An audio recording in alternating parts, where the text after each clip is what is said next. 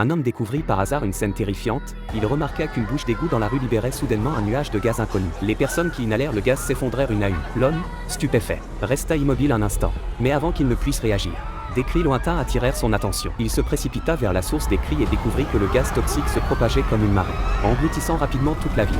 Les gens dans les rues fuyaient dans tous les sens. Paniqué, réalisant la gravité de la situation, Nick, secoué mais déterminé, commença à courir vers chez lui. En arrivant, il vit que sa femme et sa fille étaient déjà conscientes du danger extérieur. Le gaz toxique approchait de leur porte. Dès qu'il entra, Nick tira sa femme loin de la fenêtre, prévoyant ce qui allait se passer. Comme il l'avait anticipé, le gaz recouvrit rapidement les vitres d'une brume opaque.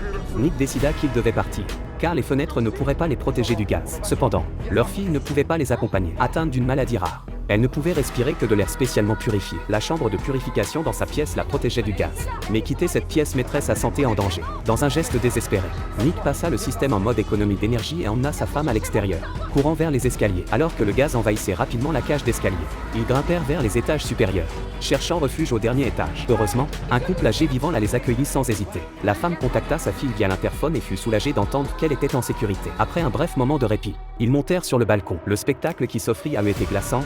La ville entière était enveloppée d'un nuage de gaz mortel. Mais la véritable horreur apparut lorsque Nick grimpa sur le toit et regarda au loin. Il réalisa alors que toute la ville avait été engloutie par le brouillard toxique.